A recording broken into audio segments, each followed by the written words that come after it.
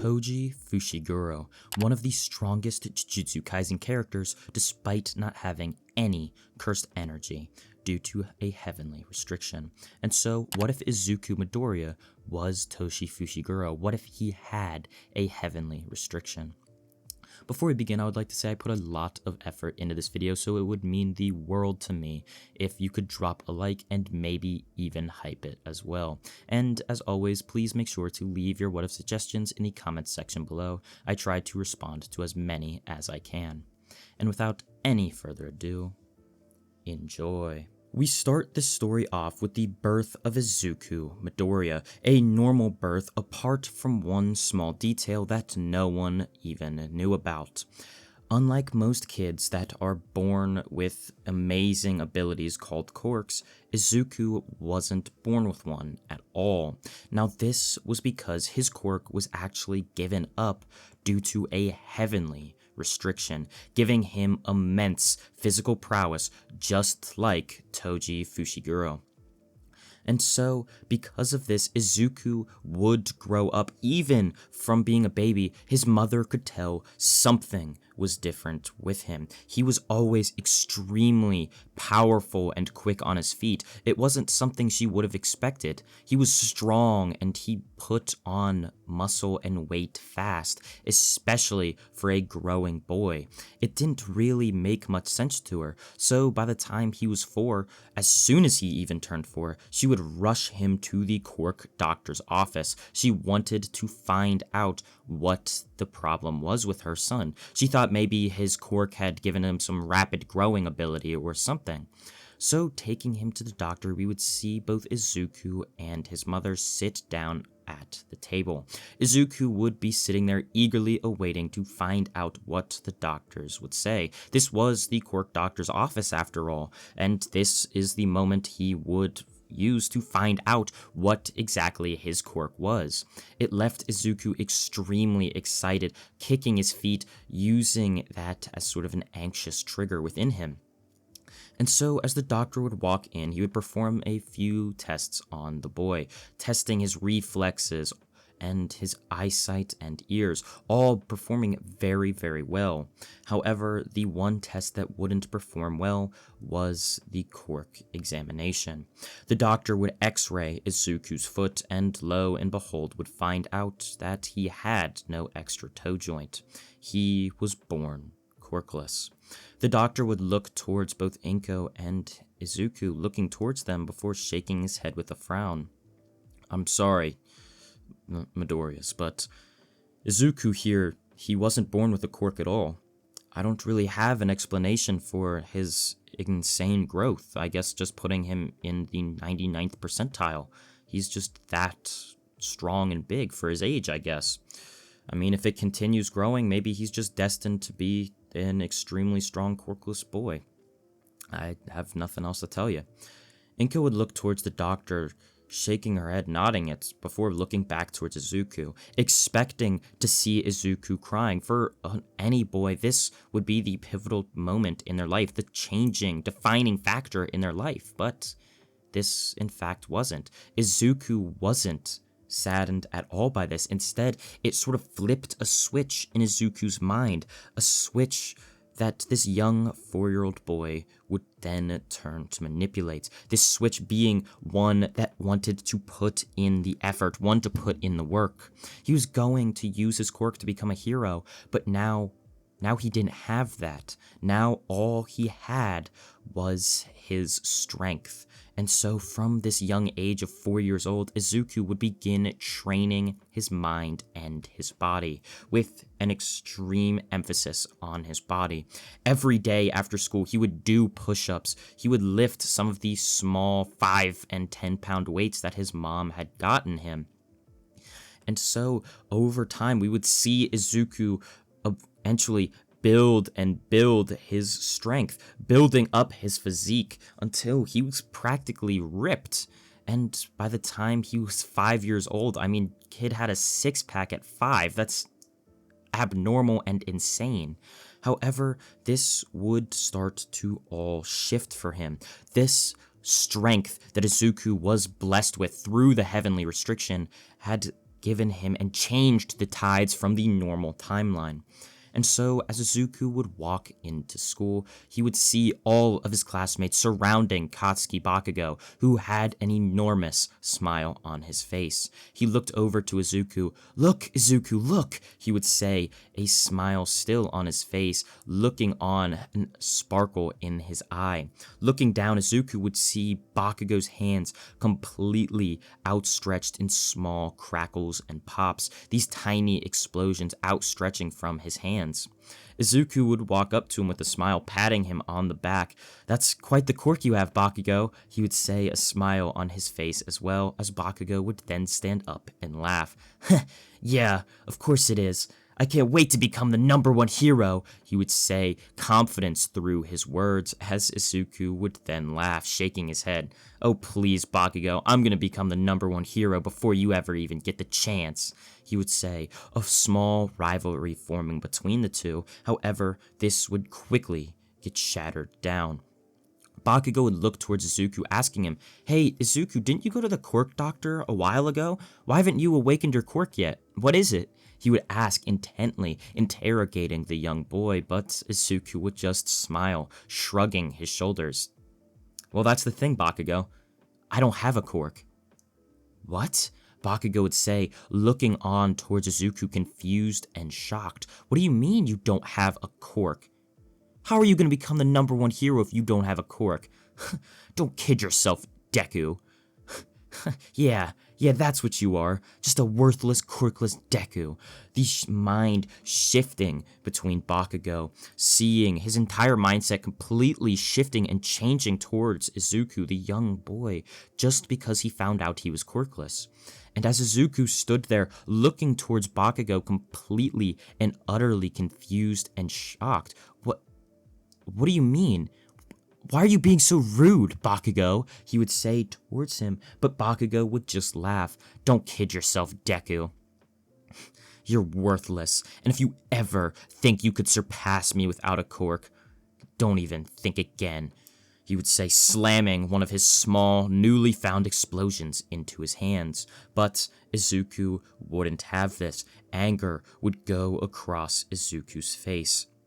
He would look towards Bakugo, angry in his stance, before jumping on him, tackling Bakugo to the ground. He would hold Bakugo down towards the floor, holding him by the shoulders before grabbing hold of the bottom base of his neck, punching, slamming his fists right down into Bakugo's skull.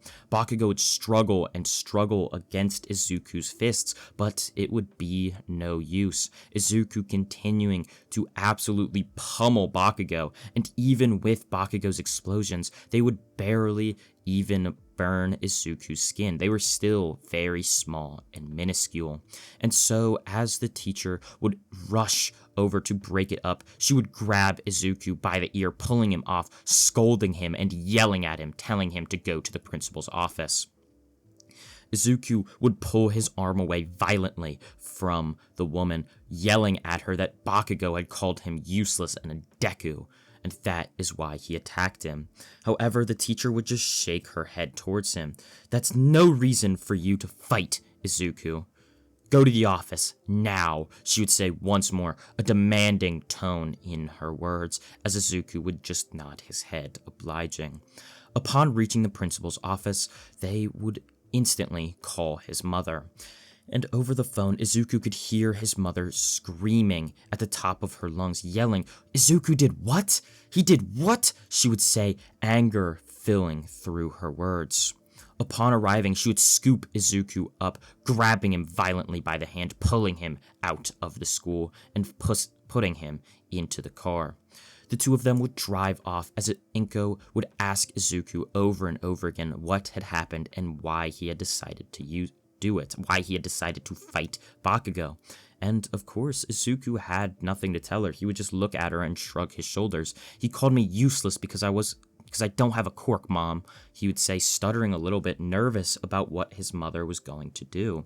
And as she heard this, her anger would quickly subside, realizing that Izuku really wasn't the aggressor here. What Bakugo had heard, what she had heard, was in fact sort of justified. Bakugo had called him a useless Deku, and because of that, she wasn't just going to sit idly by and have her son be reprimanded for defending himself from being bullied by someone corked, someone gifted.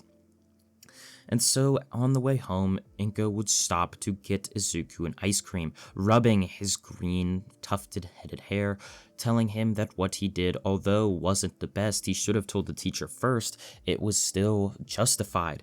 Teaching Izuku, emboldening in the young 5-year-old kid that defending yourself is always okay. You have to defend yourself in this day and age, especially as someone who is corkless.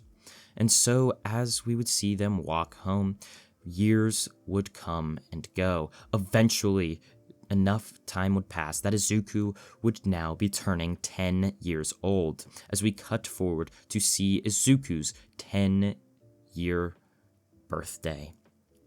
As he would be sitting there, he had no friends to invite. Many kids were scared of him due to his immense strength and power. They were scared to do anything, especially because he was corkless, scared in a sort of mental factor away from him that they'd get ridiculed for being friends with a corkless kid, and scared in the physical sense as Izuku could beat them up if he even wanted to. Just even a slightest thought told him to beat them up.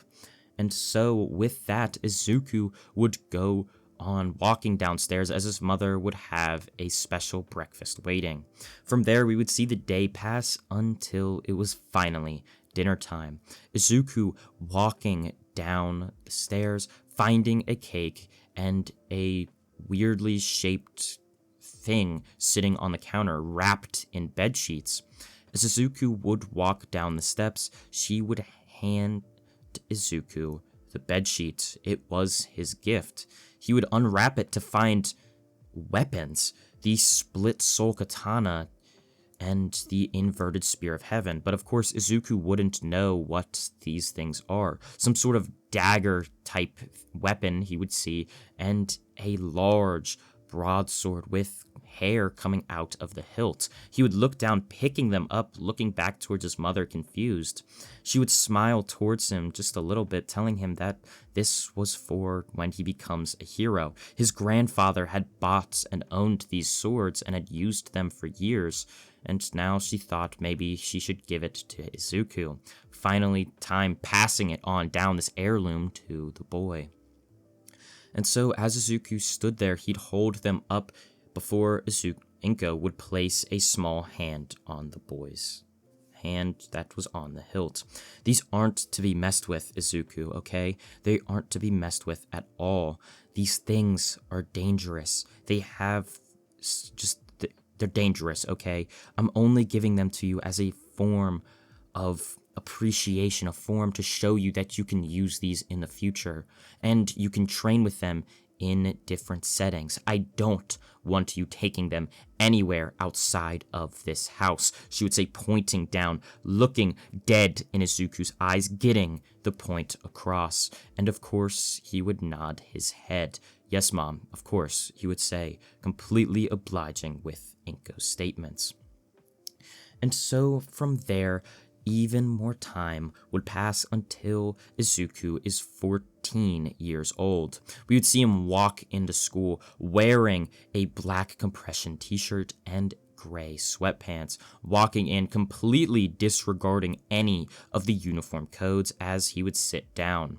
A couple of the teachers are giving him just weird glances and glances of frustration and anger. You see, Izuku for the longest time had never worn the school uniform, as it basically put him into a group. He didn't like to be grouped in with everybody else, especially because he was born different. Being grouped in with all these corked people, he didn't like it. These were the people that ostracized him and cast him aside. He didn't want to be in the same, look the same, or even act the same as them, and so he wouldn't even wear it, causing him to get detention after detention. But he wouldn't care. What was he going to do? Eat lunch with his friends? He didn't really have any. And so, sitting down, not wearing the uniform, sticking out like a sore thumb, we would see the teacher walk into the room. He would look over towards Izuku, shaking his head, rolling his eyes once more. Okay, class, being as it is the last day of middle school, why don't you guys go ahead and tell me what you want to do when you grow up and where you want to go to high school? Izuku would put his feet up on the desk, putting his hands behind his head, rolling his eyes, before Bakugo would raise a confident hand into the air. He would look towards the teacher with a smug smirk on his face, looking back towards Izuku. I want to go to UA and become the #1 hero, he would say, his voice booming throughout the classroom, as the teacher would then nod. I have complete faith in you, Bakugo. Your quirk is extremely powerful. Hearing this, Izuku would then raise his hand as the teacher would roll his eyes once more. Yeah, Izuku. Well, being as Bakugo wants to go to UA, I thought, maybe I should continue our little rivalry and go to UA too. Bakugo would look, staring daggers into Izuku's soul, as he would then chuckle as the teacher would nod his head. Well, I mean, UA does have some of the top non-hero No, Izuku would say, cutting through the teacher's words. I don't want to go into a non-hero class, teach. I'm going into the hero class, and I'm going to make the top one. Class 1A, he would say, looking dead in the eyes towards the teacher, as the teacher would then laugh. A nervous laugh. Sure, Izuku. Whatever you put your mind to. However, before the teacher could even finish a second thought, the bell would ring, signifying the end of the day, and also the end of Izuku's middle school career. And so, as he was walking out of the room, we would see Bakugo grab hold of Izuku's shoulder, causing burning through his shirt using his explosion quirk. He would look towards him, pointing right in his face. If I even see you at UA, Deku. Oh, you don't even want to know what I'm gonna do to you. That sounds kind of flirtatious, Bakugo. It's kind of weird coming from you, he would say, looking towards him, as Bakugo would shake his head. What are you talking about, Deku? He would say, going into punch, slamming an explosion hand, trying to, at the very least, into the side of Izuku's head. But Izuku would dodge, ducking right beneath it, slamming a fist right into Bakugo's stomach. You're gonna have to get a lot quicker than that if you want to become a hero, Bakugo, he would say, laughing towards him, walking off. As we would see Izuku walking out of the school, we would see him continue to walk, going back to his house, picking up his weapons and sneaking off with the katana and the inverted spear of heaven, walking into the forest. From there, Izuku would begin practicing with these weapons, using them, slicing and dicing with the katana, slamming it into tree after tree, slicing them right in half. Giant tree trunks completely shredded by this katana. From there, he would use the quick form ability as well, using the spear, using and practicing his up-close stabbing techniques. For the past couple of months, Izuku had been going here to train over and over again, and now he had become practically a master at all of his weapons, or not all of them, the 2 that his mother had given him. However, all of a sudden, he would hear sort of this screeching sound coming from behind one of the trees he had just knocked over. He would walk over to it, lifting it up, and would find a small, cursed spirit worm thing sitting there under it, having just been crushed. As he would look towards it completely confused, this was completely out of the ordinary. He had never even seen or heard of anything like this. And so as he would pick it up, holding out his sword in the other hand, this curse, this inventory curse, would start to bite towards the weapon, trying to put it in its mouth. As Izuku, completely confused and caught off guard by this, would see the curse completely devour his spear. Looking on shocked, he would demand that the curse would let it go, and just like that, it would spit out his dagger. Seeing this, he would realize that this could be his ticket. This is something he could use, sort of mask at his core, cause him to blend in a little bit as a disguise so that the kids at UA would treat him the same. At least that's what his thought process was. And so he would wrap it around his back, holding it next to him before he would walk off, putting both his katana and his spear of heaven into the inventory curse, walking back to his house. As he would unlock and open the door, walking in, strolling casually through the hallways, walking into the kitchen as his mother would be making dinner. She would smile down to herself and at the food she was making before turning her gaze over towards Izuku. Instantly shocked, her gaze would focus in on the weird worm-like purple thing sitting on Izuku's back. She would look towards him completely and utterly confused and taken aback. Izuku, what's that thing on your back? I don't know, he would say, just completely at a loss for words, unsure of what it was. I'm not exactly sure, but it acts as sort of an inventory, he would say, reaching back his hand, pulling out his katana. And as he would pull it out, his mother would be in shock, seeing him holding it before he would put it back in his mouth. So basically that thing just acts as an inventory for you? Yeah, I guess so, he would say, laughing just a little bit as she would nervously laugh as well. Okay, but just don't let it out of your sight. I don't want that thing eating something that is valuable, she would say, still unsure of her voice, wavering just a little bit, staring on towards the inventory curse. From then on, 10 months would end up passing, as Izuku would be seen walking in to the UA school campus. Walking in, he would look up, marveling at the giant glass school building in the shape of sort of a three-dimensional H. As he was looking up, all of a sudden he would walk right into a rope designed to funnel the students into the auditorium.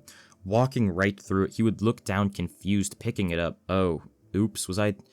Instantly, a teacher would begin yelling at him that he's not following the designed path and that he needs to get going, as he would pick up the cone that the rope was held to and would rush off over to where the auditorium was and where he was supposed to be. As he would sit down, President Mike would hand out a slip of paper, and this was the written portion of the exam. The test was only a single question, a riddle of sorts. Izuku would look down towards it completely shocked. He wasn't expecting this. He was expecting a normal test, but this was completely out of the expected. I guess since this was one of the top and most prestigious schools and facilities in the entire country, it would make sense that their accepted path wasn't exactly the same as every other school.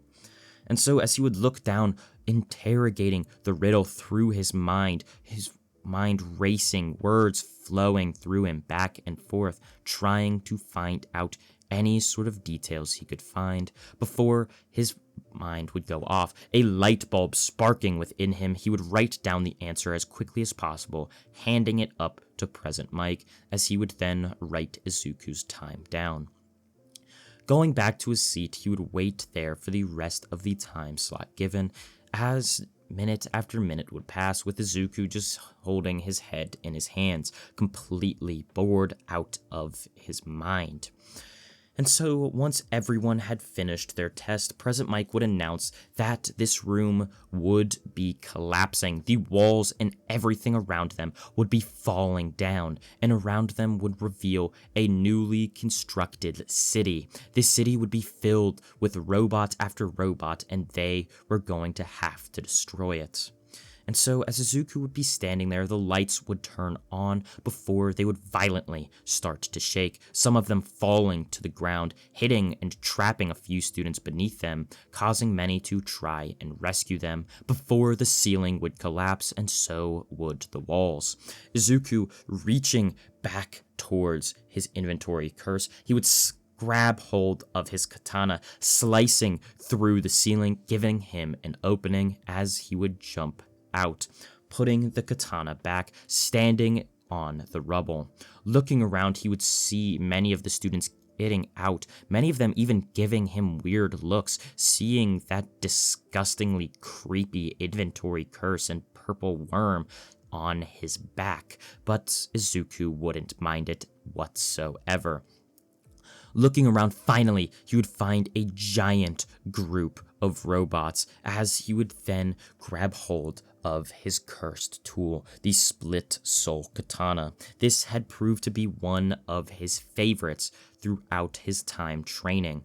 And so as he would jump forward, slicing through the hard and thick metal of the robots, easily slicing and dicing through it, the split soul katana was one of the sharpest blades imaginable, especially because it was a cursed tool. And so, as Izuku would be slicing through each and every one of the robots, we would cut up to see where all of the UA teachers would be sitting. They would look down, seeing Izuku violently destroying each and every robot in his path as they would point him out. This boy here, Izuku Midoriya, he isn't like the rest of them, no. It says here on his application sheet that he's quirkless. Wait, what? What do you mean he's quirkless? Well, he wasn't born with a toe joint. He submitted the x-rays and everything. That boy doesn't have a quirk at all. So, what in the world is the thing on his back then? I couldn't tell you, but it's something strange and disgusting, I'll tell you that. But wait, aren't people not allowed to use equipment during the entrance exam? Why is he using his? Nezu would instantly interrupt all of the teachers, rolling in on his rolly chair.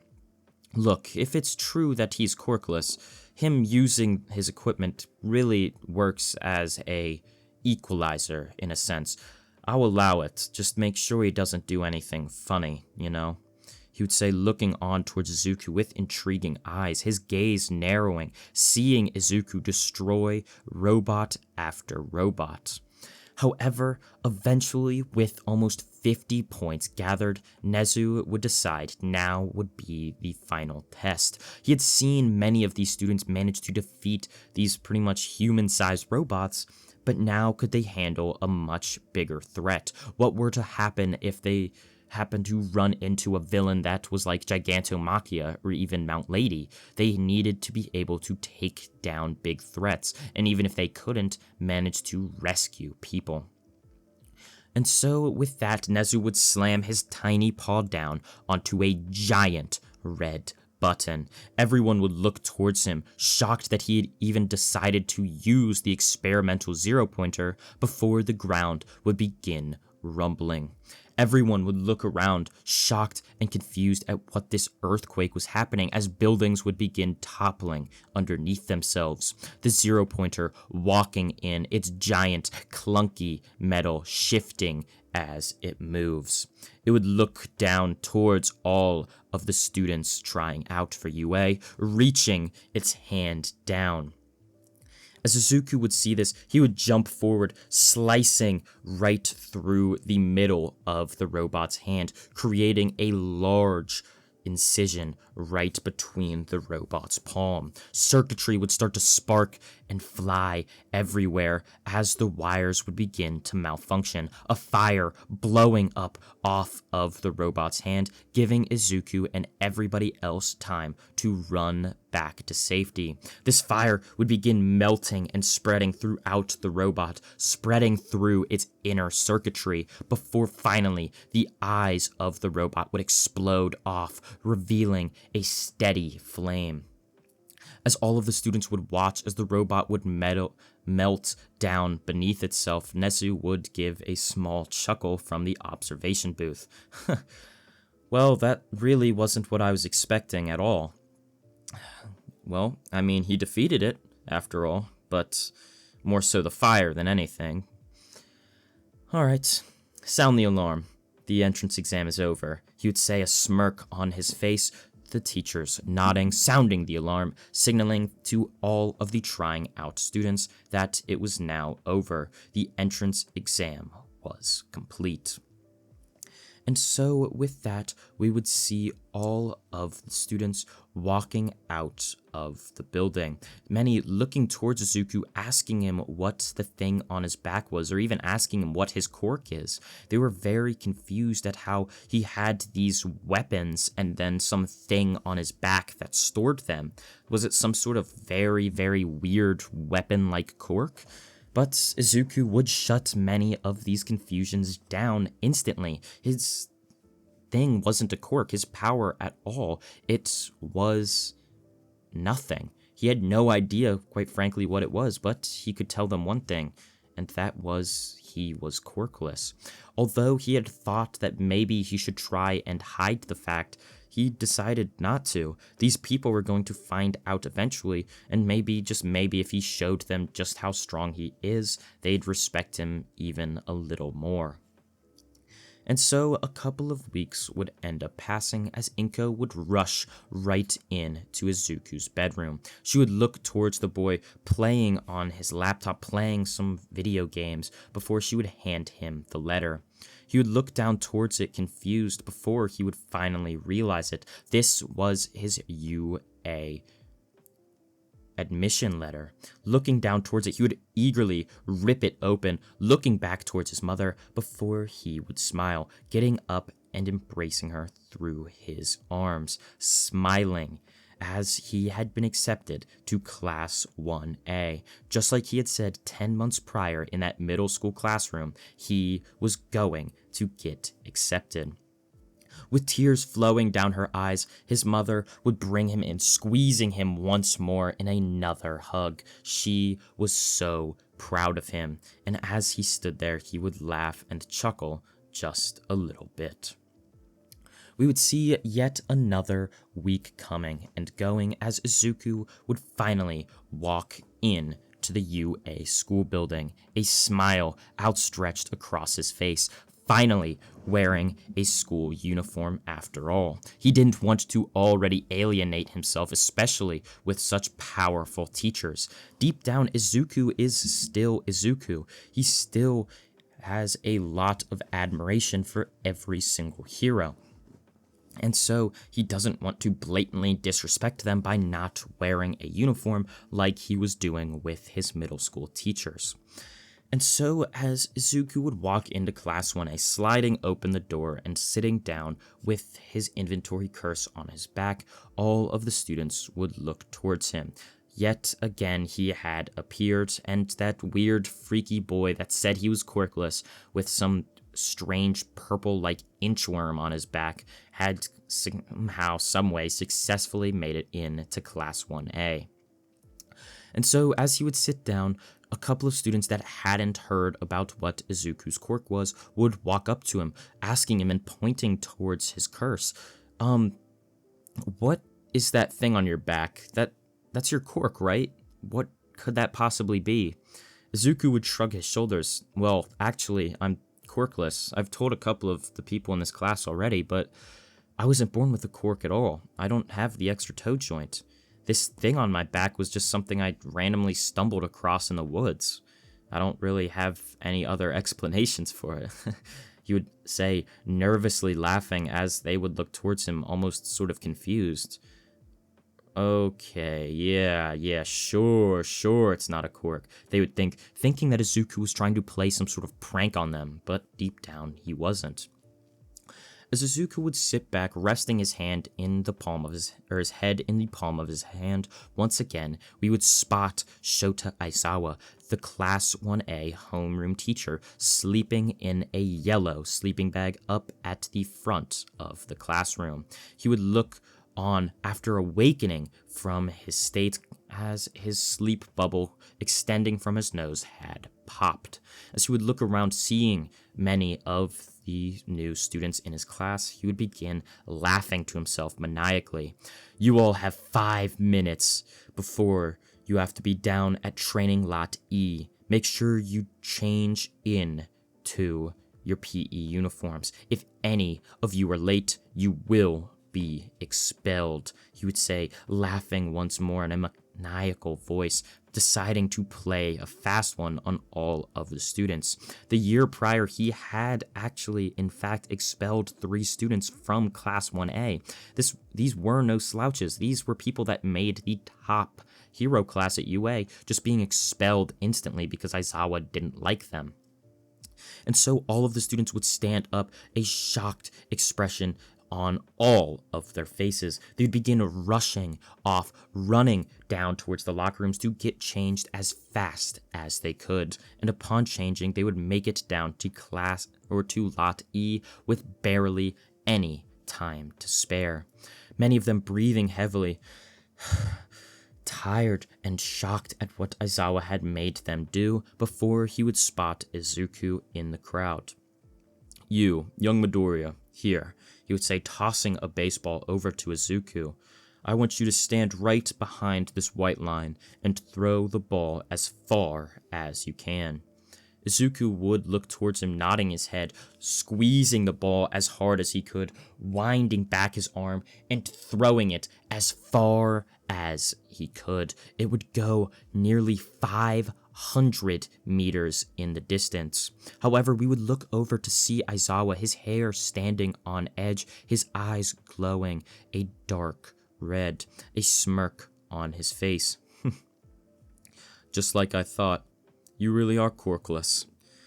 That makes the thing on your back all the more confusing, but, I'm not even gonna ask. The class would look towards him, shocked, their jaws agape, mouths on the floor. Wait, what? Izuku really is corkless? They would say, questioning Aizawa as he would nod. Yup, he is. Bakugo would then jump forward. I've known this kid all my life. This useless Deku. He's been corkless since we were 4. But yet, somehow, someway, he's stronger than I've ever seen anybody be. I'd say his strength even rivals that of All Might somehow. It's ridiculous, he would say under his breath, staring with almost a little sort of hatred in his gaze towards Izuku, as he would then laugh. I wouldn't be so sure about that, Bakugo. All Might is still All Might. I wouldn't put my strength in that high, but it's still very, very good. He would say, tensing his muscles, maybe just a little bit flexing, looking towards some of the girls in the class as they would blush, seeing Izuku's muscles through the tight PE uniform. And so the next couple of students would then come and go. Uraraka getting infinity, Bakugo getting 700, looking towards Izuku with a little smirk. How do you like that, he would say, getting 200 meters farther than him. But Izuku wouldn't care. He would just look towards Bakugo and shrug. Like, dude, you have a quirk, why would I care? I'm literally quirkless. And so the next couple of tests would come and go. The durability test Izuku would perform extremely well on, the grip strength as well, and even the race, all of which Izuku would get top 5 in every single event with just pure strength and physical ability alone. Everyone in the class would be shocked. Izuku was sort of an equalizer. And so we would cut forward a mere couple of hours, seeing Izuku sitting down, staring towards a paper. This paper was the hero costumes. They had to name or decide on a name for their hero or for themselves as heroes, and then decide what their hero costumes were going to look like. As Izuku would sit there, he would decide, maybe he should give a sort of callback to what he did almost every day of his life for a very long time. He would sketch out his black compression shirt and gray sweatpants, along with titling his hero name, Deku. A small part of Izuku, being quirkless, wanted to show the world quirkless people could be heroes. And because of this, Izuku would name himself Deku, worthless, a callback to Bakugo calling him this because he is quirkless. Some way, somehow, Izuku is going to inspire all of those born quirkless that they too can be something great. And as they would submit their papers, Midnight would look down towards him. Well, it's not quite flashy, but I do get the appeal, she would say, giving him a wink as Izuku would look towards her sort of in disgust. Aren't you like 40? He would say, a grimace on his face, as she would then slam her fist down. I am not! How dare you say something like that to such a pretty lady as myself, she would say, looking towards Izuku, looking all offended, as he would then laugh. All right, Midnight, sure, he would say, rolling his eyes, going back down to sit. We would cut forward a couple of weeks where we would see All Might rush through the door, a smile dawned and outstretched across his face. This is what he lived for, walking into Class 1A, his first time ever as a hero teacher. He would look around holding a cart full of all of their hero costumes. He would smile towards all of them. Welcome, Class 1A, to your first hero class. I, like you many already know, am the symbol of peace, All Might. He would say that students all standing up, looking around, many holding their hands on their head, completely shocked. All Might, the symbol of peace, was their hero teacher? This is crazy. This is ridiculous, they would think to themselves before he would pass out all of the hero costumes. Okay, I want all of you to meet me down towards the city. We are going to be doing a Heroes vs. Villains battle trial. I want all of you to get a feel of using your quirks against one another, to allow yourselves to understand what it's like to be in combat with villains. With that, all of them would go down to the locker rooms, putting on their hero costumes before walking off back towards where All Might was waiting for them in the city. Upon arriving there, we would see All Might looking around, counting all of the students before splitting them up into teams. He would put Izuku and Kaminari on a team, along with Kirishima and Bakugo. As he would do this, Izuku would be told that they are the villains and Bakugo and Kirishima are the heroes. And so Izuku and Kaminari would have 5 minutes to walk into the building and hide the device. Walking in, Izuku would look around, wondering where he should put it before settling on the highest and farthest room from the starting area. And with that, the 5-minute timer would go off throughout an intercom across the building. Izuku would look towards Kaminari as the two of them would nod, splitting up. Izuku would walk throughout the dark, lonely corridors, sort of anxious and almost afraid. He knew that if Bakugo got the upper hand on him, it would be wraps, but he wasn't going to let that happen. He was on guard. He would hold the inverted spear of heaven in his hand. The close-up, sort of cramped corridors of the hallways were going to make the spear the most useful. The split soul katana was in no means at all useful in this fight. It was far too big and clunky to swing in such a small, confined space. And so as Izuku held up one hand holding the spear and the other holding just his fist, he would walk, turning corner to corner as quickly as possible, expecting to find both Bakugo and Kirishima hiding behind one. However, this wasn't the plan he had expected. He'd hear yelling, hearing explosions go off across the building before Kirishima would run out of nowhere, slamming his fists together, hardening them. He would rush forward, slamming a fist right into Izuku's back, but it wouldn't do much. He would turn, twisting and contorting his torso to turn around, slamming the spear right into the hardened skin of Kirishima.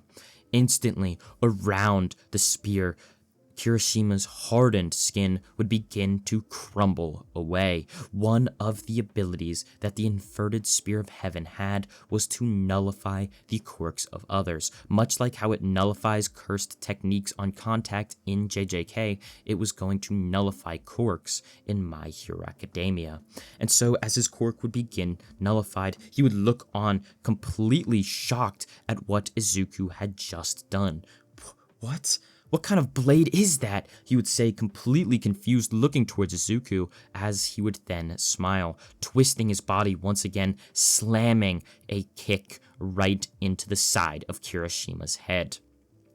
He would be flown flying back, slamming into the back wall as Izuku would rush forward, holding out his fist, punching him right in the gut, before stabbing him once again right in the back of his gut. This stab causing blood to be squirting out of his body as he would fall down to his knees, looking up towards Izuku as he would smile, slamming another fist right into his head. As Kirishima would fall down to the ground, Izuku would look back, turning around, finding Bakugo standing at the end of the hallway. He had dragged Kaminari's body all the way across, holding him up.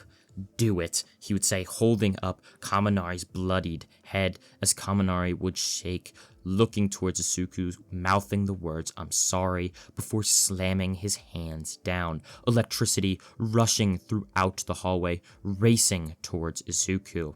However, before it could even manage to reach him, he would jump into the air, grabbing hold of one of the sprinklers on the ceiling of the roof. He would yank the top of the sprinkler before water would begin gushing out of it. It would shake all around, water splashing everywhere, trying to sort of put out the fire, as if you hit a ceiling sprinkler, it would cause it to go off. And so as this water would be going everywhere, Bakugo would end up getting soaked. And what is an amazing pathway for electricity? Water. And as the electricity would begin flowing through the veins, it would flow, hitting Bakugo like a ton of bricks, electrocuting him as Kaminari would electrocute Bakugo, causing his hair to burn a deep black, his face shocked, his eyes rolling into the back of his head before falling down to the ground, unconscious. Izuku would finally land, placing his feet on the ground in the water puddles, walking over to Kaminari, flipping him over, asking him if he's okay. But Kaminari, now in his dumbed down state, would only merely put up 2 thumbs up. All Might would then announce over the intercom that the Heroes vs. Villains was now over. Izuku's team, the Villains, had effectively won. With that, the rest of Izuku's classmates would come and go before we would see Izuku walking out of UA, the sun shining as it sets in the distance. However, he would hear loud footsteps slamming behind him, All Might racing towards him. He would look at the young boy, placing a hand on his shoulder, breathing heavily. "I'm glad I found you, Izuku, right when I did. I wanted to, actually give you an offer that I thought you should take." "What is this about, All Might?" he would say towards him, but All Might would just shake his head with a smirk. "Look, son, my quirk, one for all. It is the quirk that has an enemy. My quirk is a power-storing one that is passed down from generation to generation. Its sole purpose is to defeat a villain by the name of All for One." Izuku now looking towards him intently, confused at what he meant, before he would pluck a strand of hair from his head, looking down towards Izuku. "I want you to inherit One for All. I need you to be the successor. I know with your intellect and your strength already, you'd make a fine successor for the quirk." Izuku would look up towards it, grabbing hold of the strand, examining it just a little bit before he would drop it, looking back towards All Might, shaking his head modestly. "Look, All Might, I appreciate the offer a lot, but I I just can't take it. What? Why? I I want to stay corkless. I want to be a symbol for those that have no symbol. Someone that people like me, born like me, can look up to. And if I were to take your quirk, I couldn't do that. And so I'm gonna have to decline. Gonna have to say no. I'm sorry again, All Might. You'd say turning around, walking back home as All Might would be stunned, jaw-dropping. What? No one had ever declined one for all before, and now Izuku was the first. He couldn't believe it, and this would cause him to go and find a new successor. The successor would be a young Bakugo Katsuki. We would cut forward a month in the future. Izuku gaining friends, extreme amounts of friends. This was finally where his strength had given him an advantage. Kirishima saw him as extremely manly, especially because all of his muscles, and where instead of Kirishima being friends with more so Bakugo, he would start to be mixing with the friends of, say, Izuku and Kaminari, becoming more so friends than Bakugo. Rather than Izuku having no friends like in middle school, now Bakugo was the one with very little friends. The hothead that had been so arrogant and divisive in his own quirk was now finally getting some repercussions for the years of bullying that he tried to do on Izuku. And so with that, we would see all of the students sitting down on a bus. Today was the day of their first field trip as a class. All of them would be headed off to the unforeseen simulation joint, an exciting new adventure for them all. As Izuku would sit down, all of his classmates and friends would begin talking and chatting amongst themselves.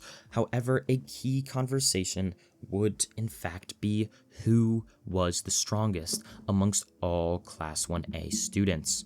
Izuku would decide to stay quiet, wanting to know what his classmates had thought. Bakugo, of course, being the arrogant and egotistical kid he was, would yell out, "I'm the strongest, of course I am. You know how strong my explosion quirk is," he would say, but many of the students would just laugh. "Oh, please, Bakugo, don't kid yourself. You saw how easy Izuku beat you. I mean, I hate to say it, but I think the quirkless kid, the quirkless wonder, is the strongest student in all of Class 1A. Some students would say, with Bakugo shaking his head, "There's no way. There's no way that Deku, that worthless, quirkless kid is stronger than me," he would say once again, saying that Izuku had only won because he had used a cheap trick. But Izuku would quickly reverse this back onto him. "Well, if it was so cheap, then how come you tried to use it on me?"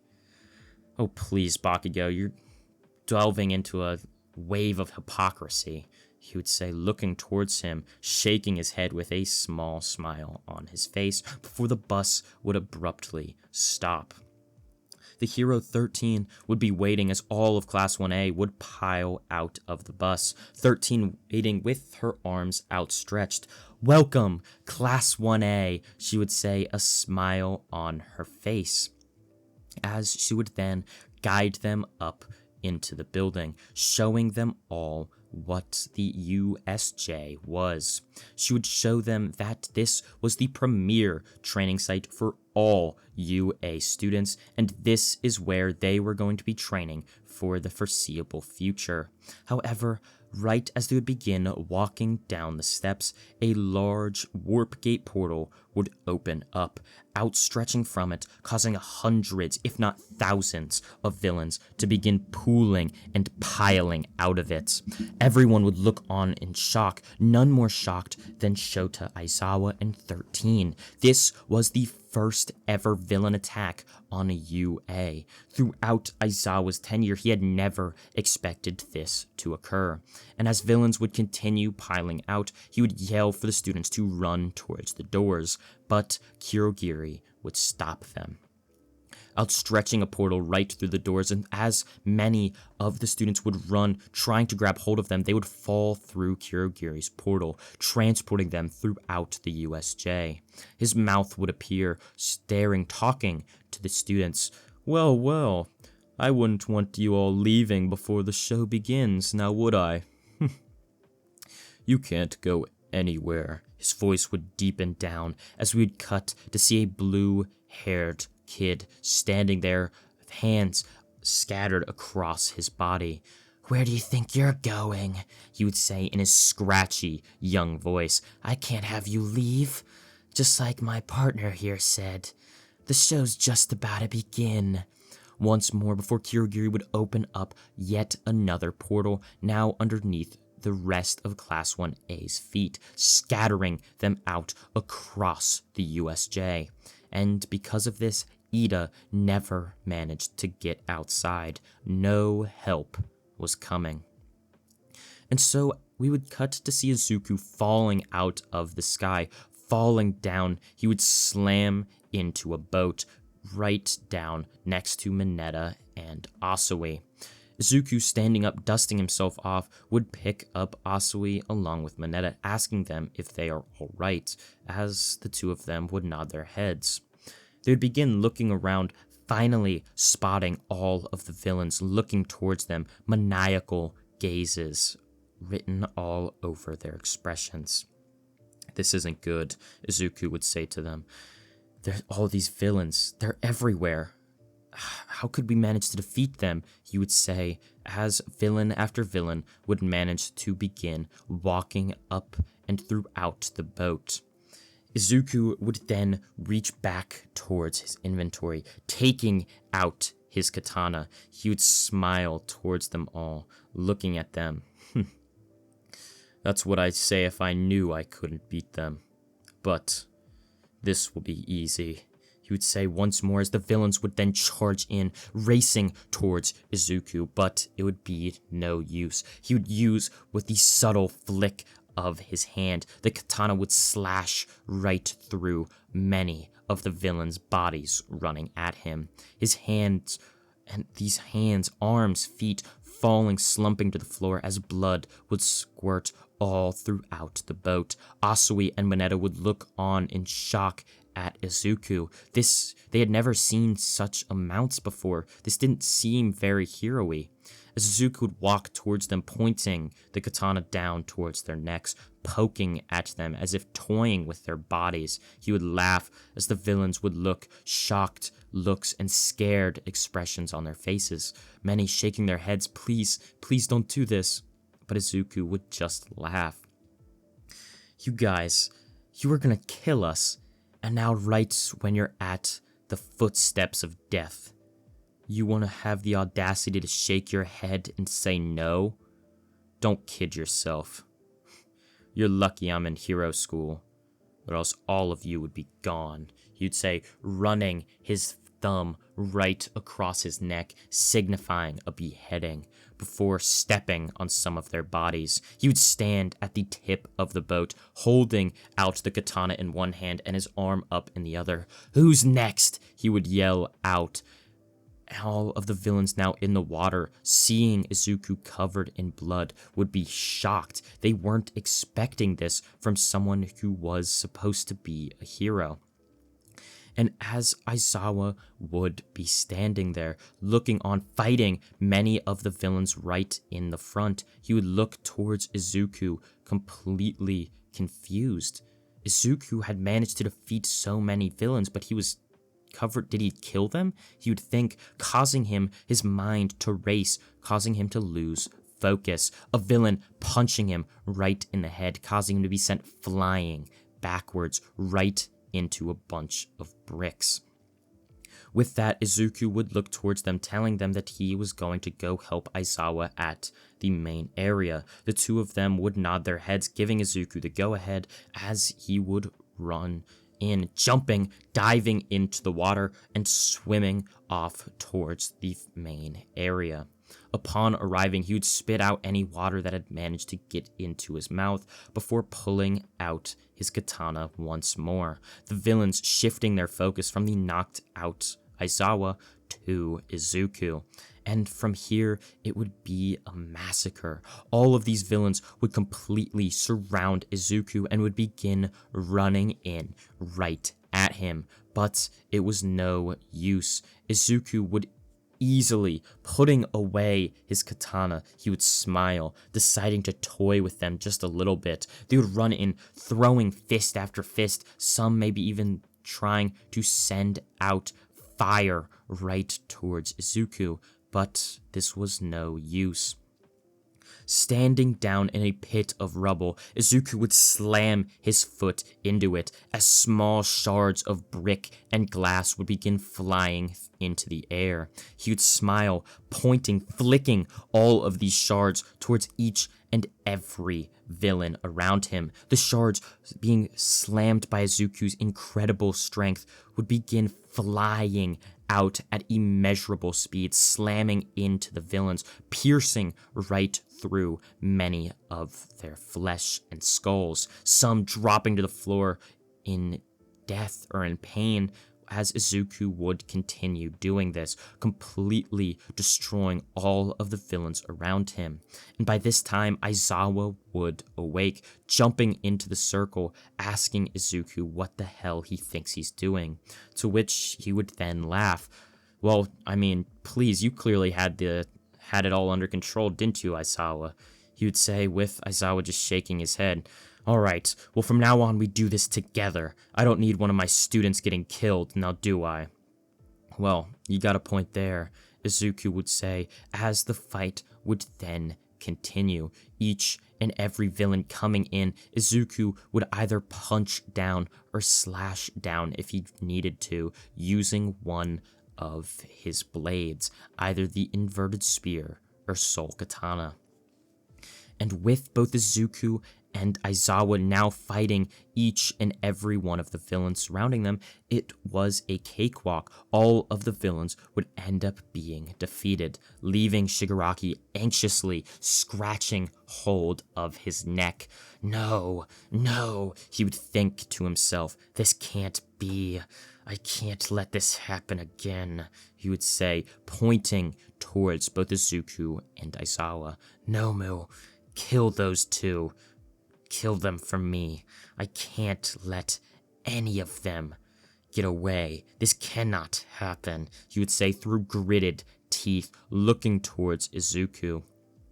The Nomu would give a screech in acceptance, accepting the orders, jumping towards Izuku and Aizawa, its fists flailing, going in. It would slam a punch into Aizawa's skull, sending him flying backwards into the same rubble pile he was in before Izuku would duck and weave through all of the Nomu's punches. It would screech in agony. Why couldn't it hit its target? Was its master going to get upset at it? It couldn't handle these facts, as it would begin slamming punches even faster, as Izuku would begin dodging even more.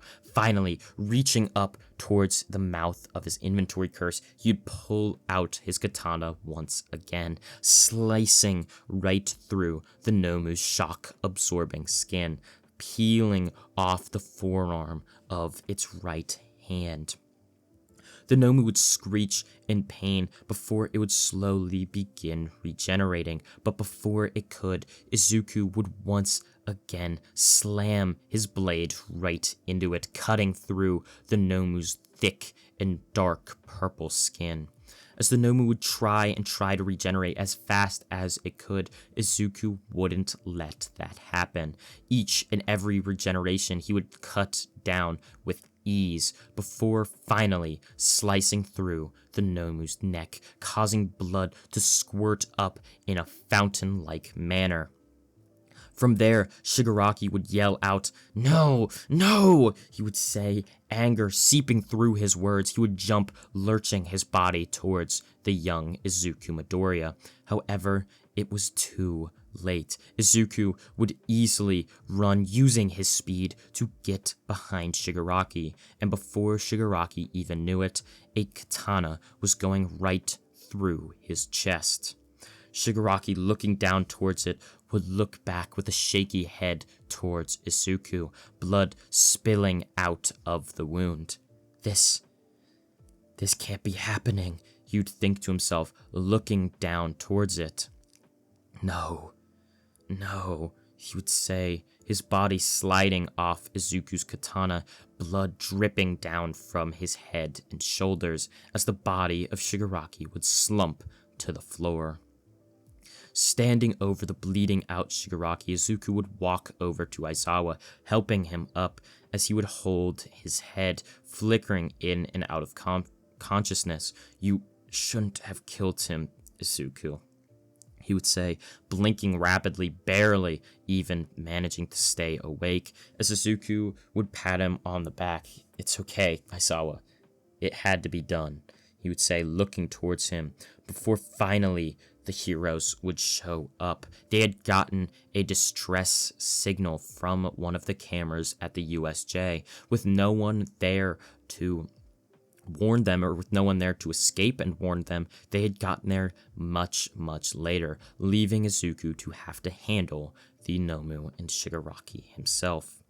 As they would walk in, they would see Izuku holding the injured Aizawa as they would pick him up and take him off to Recovery Girl, where they would then continue moving throughout the USJ, many of the heroes having to take care of some small scraps of villains that had managed to continue standing and fighting. However, one thing was apparent. There was a large amount of dead villains there. Although it wasn't heroic whatsoever, Nezu had to make it apparent. With the USJ in the background, Nezu decided to make a statement to the public. The news, focusing in on the principle of UA. What happened here today truly is a travesty. Hundreds of villains were killed. Hundreds of lives, although they weren't innocent, were lost today.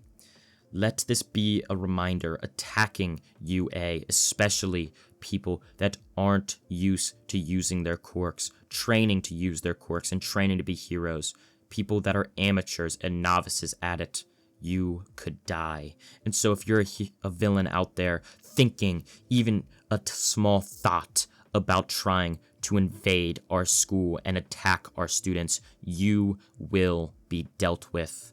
And although it is an unfortunate sight to behold today, let it be and serve as a reminder. Your life is on the line if you try and mess with UA. Nezu would say once more, his voice stern, looking down towards the camera. Although it is hard for the small white dog to be menacing, it had gotten the point across. And so from there, we would cut forward a month. All of the students now walking in to the UA Sports Festival. This was it. After a couple of months of training their quirks, this was the amateur event of the year, the UA Sports Festival. Here, they were going to once again use their quirks against each other, and they were going to prove who the strongest of all the first year was. And so, as we would see Class 1A walk in, waving their hands into the air, many smiling, looking up at all of the crowd, we would see Midnight appear.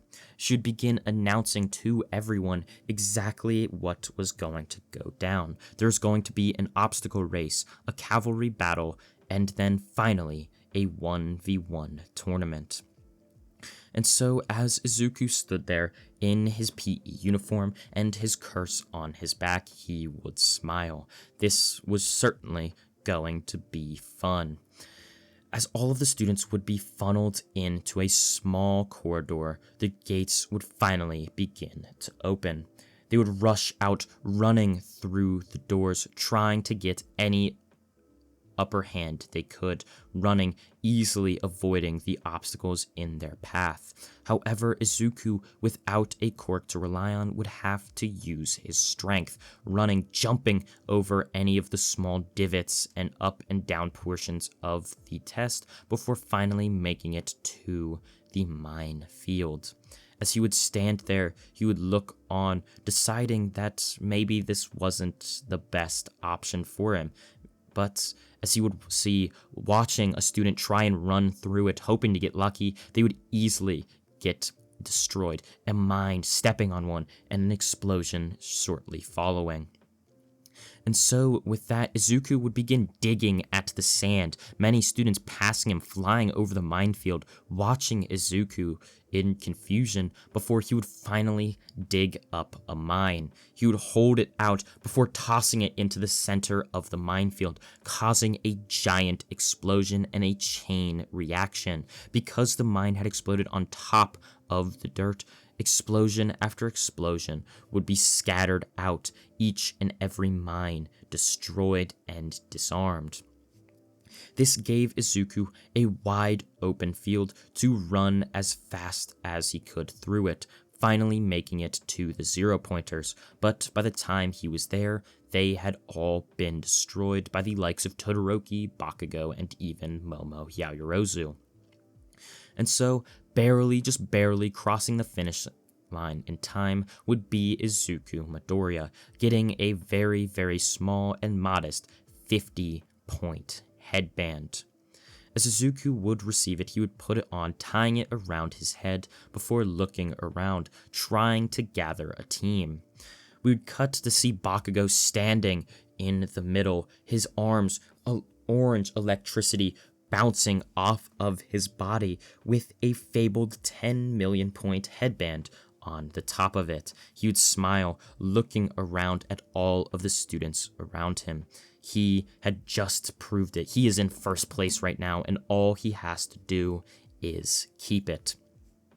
And so, with that, Izuku would gather his team for the cavalry battle. Kirishima, Kaminari, and finally, Mina Ashido.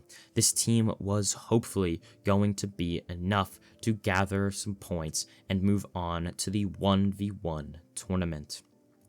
So as the match would begin, Izuku would look around, seeing everyone going in, racing towards Bakugo. However, this wasn't the strategy, this wasn't the plan. Although it would be nice to steal Bakugo's 10 million point headband, he knew he didn't have to get it. All he had to do was get enough points to pass. And so Izuku would race around while everyone was distracted trying to steal one person's headband. He would steal their own, stealing headband after headband, gathering up a small fortune of points. Each 10, 15, even 30 or 50 point headbands would go a long way. And eventually, the timer would begin winding down, Bakugo keeping that 10 million point headband, but Izuku managing to get hundreds of points, easily managing to pass the cavalry battle for his team. And so, this would segue us into the final event of the UA Sports Festival, the 1v1 tournament. As Izuku stood there waiting his turn, eventually he would get called forward, and lo and behold, he would be facing off against his first ever teammate in the entire history of his hero work. This, of course, would be Kaminari. The two of them looking towards each other as the match would begin with a bell ringing, Kaminari slamming his hands down to the floor, electrocuting the ground, sending out bolt after bolt right towards Izuku, but it would prove to be no use. Izuku would easily manage to dodge each and every attack before jumping towards Kaminari. He would jump forward, grabbing out his inverted spear and stabbing Kaminari right through the side of his gut. Blood would begin pouring out as his quirk would begin to nullify. The strength of each and every succeeding lightning bolt would slowly start to decrease. Finally, Izuku would twist, contorting his body, twisting the blade around, as Kaminari would yell out, holding the wound in pain, before Izuku would slam the blunt end of the hilt right in the side of Kaminari's head, knocking him out unconscious. Kaminari falling to the ground with a thud, the crowd would begin cheering. They had no clue what his quirk was, but it certainly was a cool one. And so from there, even more fights occurring until finally Izuku's time to face off against his next opponent would be upon him. Izuku was going to be facing off against Todoroki. As he would walk up to the stand, he would look over towards the young half-and-half user with a smile on his face. Todoroki, however, could not be any more pleased. His father, Endeavor, was watching, and throughout his childhood, he had never decided to use his flames, even after the constant bullying coming from his father. Not wanting to be like him, basically causing himself to never use them, in sort of all a role to spite him. And so we would see Todoroki walking up to the podium, looking towards Izuku. The perfectly powerful quirkless user had of course made its rounds to Endeavor, and so he was going to show Endeavor he could defeat someone powerful without even using his fire. As the match would begin, ice would begin being sent flying towards Izuku, but each and every iceberg flying at him, he would easily slash it down using his katana. No iceberg was going to work against him. In a taunting manner, Izuku would hold out his arms, a maniacal smile outstretched across his face. "Is that all you got, Todoroki? Are you really only gonna use your ice against me? You know it deep down. You have to use your fire. You could be an infinitely better hero with it, but yet you hold yourself back. That's what makes you weak," Izuku would say. This comment, this weakness, this word had reminded Todoroki of his father, constantly berated about possibly being weak, and so finally something snapped within him. He wasn't weak. No, he wasn't weak at all. How dare Izuku try and call him that? Finally, fire would begin outstretching from Todoroki's red half. He would look towards Izuku, a grimace on his face, sending out fire. However, Izuku would use it to his advantage. As Todoroki would send out fire and along with another iceberg, he would duck behind the iceberg right as the fire would go into it. The fire burning so hot, causing the ice to melt. The water would put out and extinguish the fire. This chain reaction would completely immerse the arena in a ball of steam and fog. And so, with that, Izuku would begin walking through the fog, knowing exactly where Todoroki was. Using his heightened senses, he would make it over to Todoroki, using his strength, grabbing him in a bear hug, holding him down, as Todoroki would fight and fight, trying to use his quirk, but he knew if he used it, it would only end up damaging himself in the process. And so as he would squirm and squirm even more, eventually Izuku would squeeze him, holding him until he would stop breathing, knocking him out from a lack of oxygen as his body would tumble to the floor again. With that, it would finally be time for the last event, or the last 1v1 battle, the finale. Izuku was going to be up against the newfound successor of One for All, Bakugo Katsuki. As Izuku stood across from him, electricity glowing off of Bakugo's body, Izuku would stand up from his ready position, laughing. "Oh my gosh, you took it? You...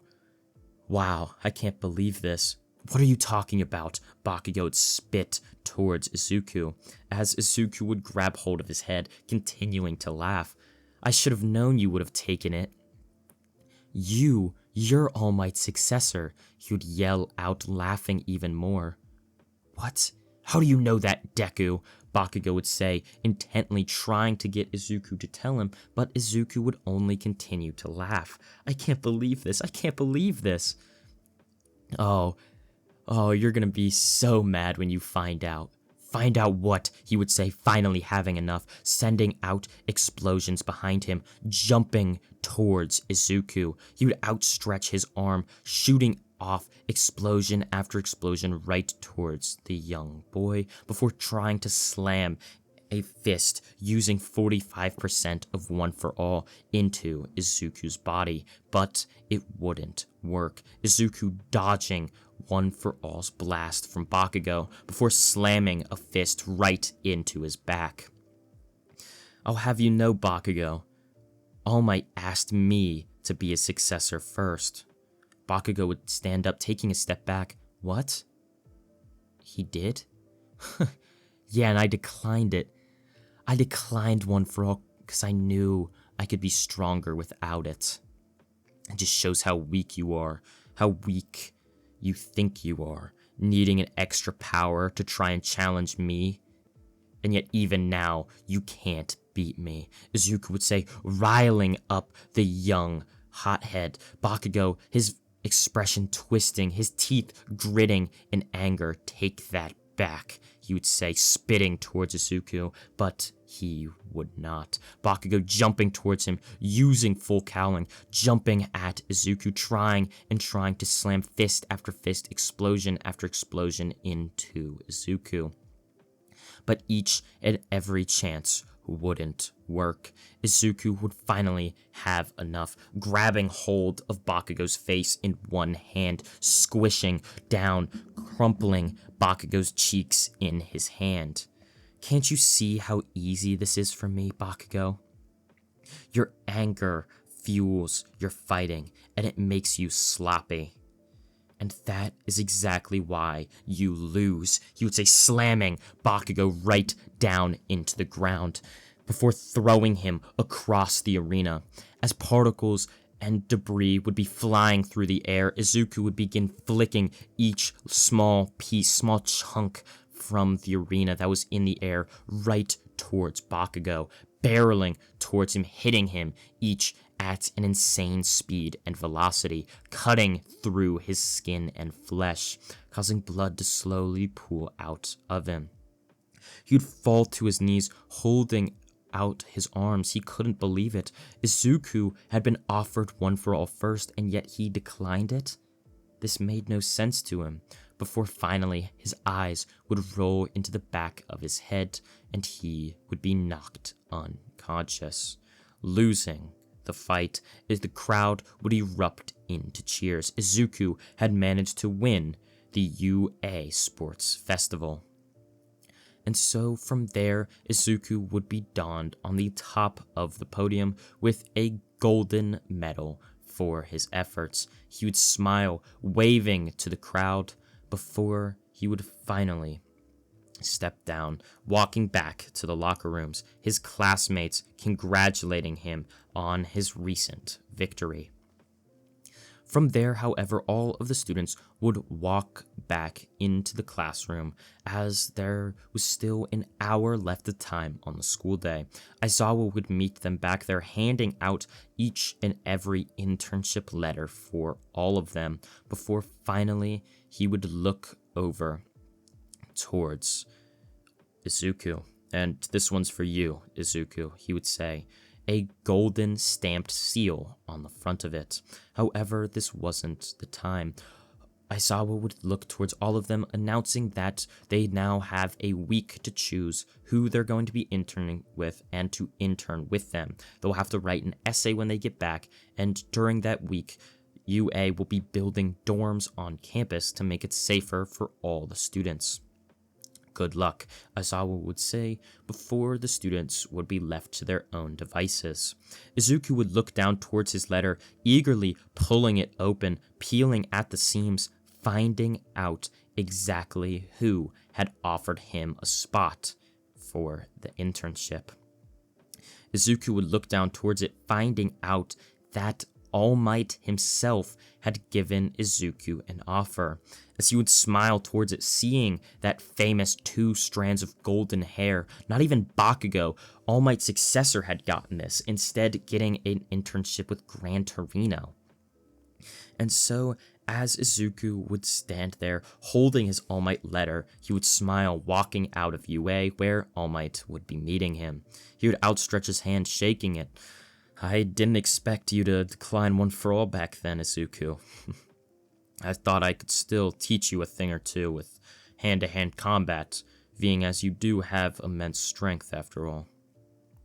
Izuku would nod his head, where All Might would then go off and into the city of Hosu. From here, they would begin training and training, using Izuku's quirk against different types of villains. Eventually, though, Izuku would be given a new cursed tool. He would find it in a back alley, searching around for villains with All Might. This cursed tool being the Chain of 1,000 Miles, allowing it to keep on extending as long as the end is hidden. As Izuku would find this, he would be sort of confused, not really sure, but some sort of pulsing energy from it had sort of told him that he should use it, pulling it back, giving it to his inventory curse, until he would jump back to All Might. He would hold out a small piece of the chain, All Might asking him what it was before he would shrug his shoulders. He didn't really know. He had just found it in the hallway, or in the alleyway behind everything. All Might would nod his head before Izuku would then begin jumping off with him as well. The two of them jumping around and around before finally finding a small area where they can rest, but their rest would be cut short. While Izuku would be midway through a peanut butter and jelly sandwich, fire would begin outstretching from Hosu City. All Might would tell him to finish his sandwich and to catch up with him, as his body desperately needs fuel to be a hero after all, and that he was going to go check it out first. Izuku would nod his head as All Might would jump off, jumping towards the commotion, finding out Nomu after Nomu was invading the city. From there, Izuku would finish his sandwich, beginning to jump off in the direction All Might had gone, before he would hear a cry for help. Jumping and turning his body down, he would follow this cry, finding it coming from an alleyway. A menacing aura would be coming straight from it. Walking in, Izuku would ask if everyone's alright before he would see it. Someone was standing there, right with a sword, standing over two injured heroes, and one of them being strangely familiar to Izuku before his eyes would finally recognize it. That's Shine, that's Ingenium, that's Ida. He would think to himself, shocked. Ida was now standing here. He would look back to the villain, finding out that this was the hero killer Stain. As Izuku would look up towards Stain, he would jumping towards him, pulling out his katana, slamming it into Stain's two katanas. Holding it, Stain would look towards him. Well, if it isn't yet another fake hero coming to rescue their fake hero friends. You ready to die just like the rest of them? I'll give you your chance to escape now, but that doesn't mean you'll escape death for long, Stain would say, looking towards Izuku. But he wouldn't be having it. Izuku, jumping back, would use this as an opportunity to use the Chain of 1,000 Miles, hiding the end in the mouth of his inventory curse. He would rapidly expand it, shooting it off towards Stain, whipping Stain with this giant metal chain. Each whip would cause deep bruising and injuries throughout Stain's muscles and body, as he would begin crying out in pain before he would twirl the chain around, wrapping Stain up in it. He would smile down towards his newly acquired tool, laughing that this was pretty useful, before he would walk over to Stain, having captured him. He would call All Might on the walkie-talkie that he had given him at the internship, before All Might would come racing over, finding the hero killer Stain captured. He would smile towards Izuku, patting him on the back, telling him that what he did was very, very good, before he would call the police to cart off Stain. With that, ambulances would then come and arrive, taking the two heroes, and Ingenium, or Ida being one of them, off to the hospital. From there, we would cut forward the rest of the week with the internships going the exact same or exactly as planned. Izuku would continue to get better with his hand-to-hand combat and hero skills, having trained under the symbol of peace. All Might, that day when he got declined, when Izuku declined to take One for All that day, he had realized something. Izuku wanting to be the symbol of peace, seeing how Izuku wanted to be that symbol for quirkless people, he wanted to help him. While All Might was the symbol of peace for everyone that was quirked and all those people that wanted to be heroes, quirkless people had no one to look up to. And All Might saw Izuku as that perfect person. Although he could be a little maniacal and bloody at times, he was the strongest quirkless person he had ever met.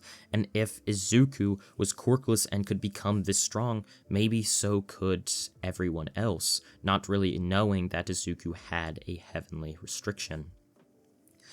And so we would cut forward a couple of days where we would see Izuku continuing to train with All Might before the internship would come to an end. Izuku and a couple of his classmates deciding to visit Ida in the hospital, who was still sort of dealing with the whole mental case of trying to kill a villain due to revenge, something he, although prideful, hadn't really expected himself to fall so low into. However, these thoughts couldn't really be dwelled on too much, as we would see the final exams coming in. Izuku and Bakugo would be matched, paired on a team to face off against All Might, All Might's successor in Bakugo, and the person who technically still kind of counts as a successor, so One for All successor and All Might's successor, both two different things. Bakugo being extremely jealous of Izuku, although he had been given that right, that thing that connected him to All Might being One for All, he didn't have that connection. It was almost like he was missing that father-son connection or something that Izuku had with All Might. And so, as the final exam would begin, All Might would begin racing through the city, looking around, playing the part of an evil villain. Izuku and Bakugo racing through would look from corner to corner, wondering where All Might had happened to hide, not being able to find him. Until finally, he would jump down, slamming his fist into the city, rubble being sent flying upward. Izuku would jump back, slamming two fists into a giant rock, sending it go flying right towards All Might. But it was no use. All Might would slam the bottom of his fist down into it, causing it to easily be destroyed.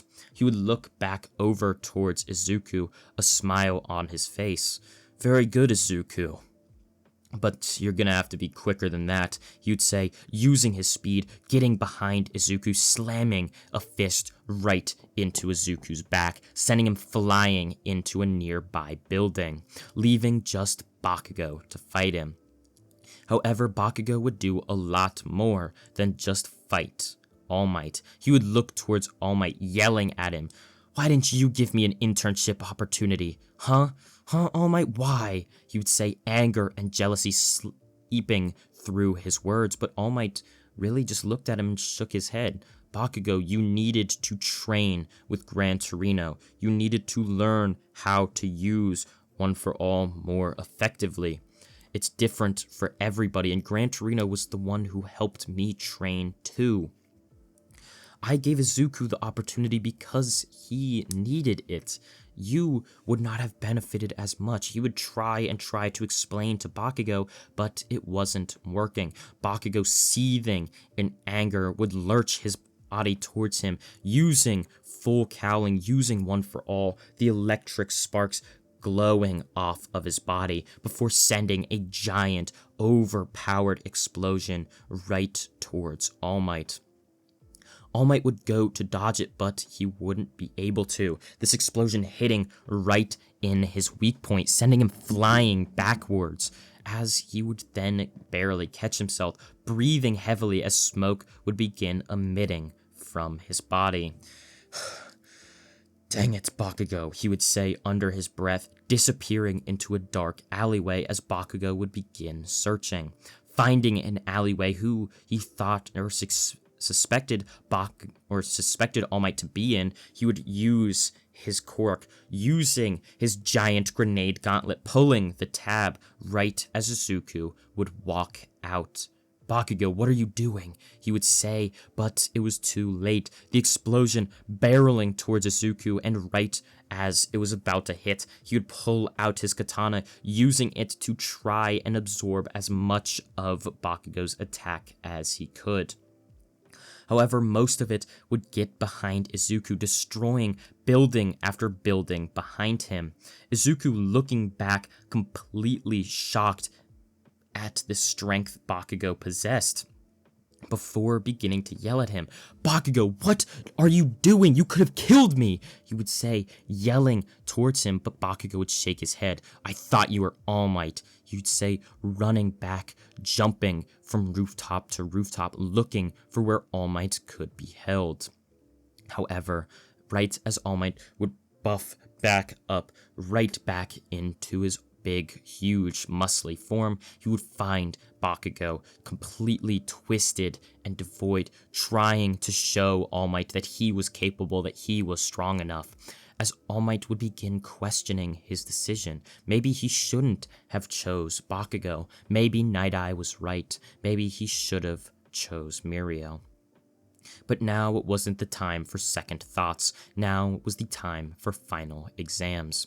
As Bakugo would find All Might, he would jump towards him, trying to send another one-for-all-powered explosion right into All Might, but this wouldn't work. All Might would move around, dodging the explosion, grabbing hold of Bakugo's head, slamming it down into his knee.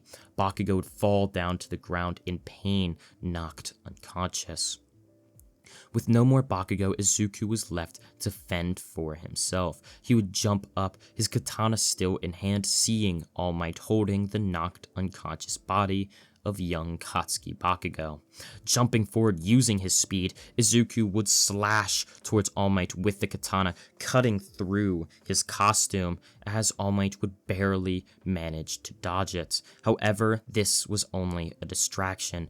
Izuku would then summon a chain of 1,000 miles, wrapping it around All Might's leg, pulling him closer before digging the inverted spear of heaven right into the chest of All Might, causing his quirk to be nullified.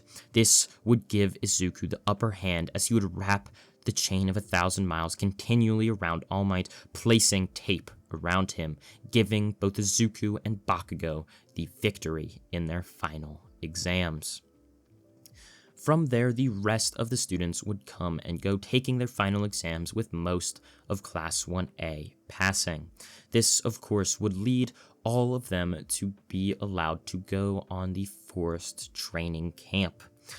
So, as they would pack their bags, they would then hop onto a bus, and it would then drive off up into the mountains from the nearby city, driving up before the bus would suddenly come to a quick and sudden halt. All of the students would look around confused, holding their hands up, wondering what was going on, before Aizawa would yell for all of the students to get off. Meanwhile, however, we cut back to the USJ incident after the death of Shigaraki. All for One having received word that Shigaraki was now dead from Kurogiri. I understand. So, my successor is dead. Good thing I have another one in line, he would say, moving over, revealing black hair and burned scars stitched into skin. His second successor, Dabi. We cut back to see all of the students walking out of the bus. They would then be face to face with the Wild Kitty Cats hero group, where they would tell them all that this was going to be the most brutal training of their lives. They would tell all of them to go up the mountain. They had to climb the muddy side of a cliff and then hike through the forest, miles upon miles, through illusionary monsters to make it to the forest training camp. Many of them would ask, "Oh, come on, are you serious? Do we really have to do this?"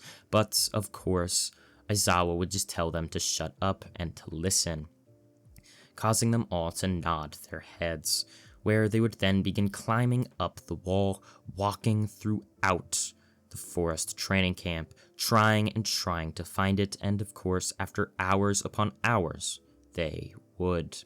And from here, the next week would go and be hell. All of them training their quirks to their fullest potential. However, Izuku offered a unique sort of change in this. He couldn't use a quirk, and so they didn't really know what to train.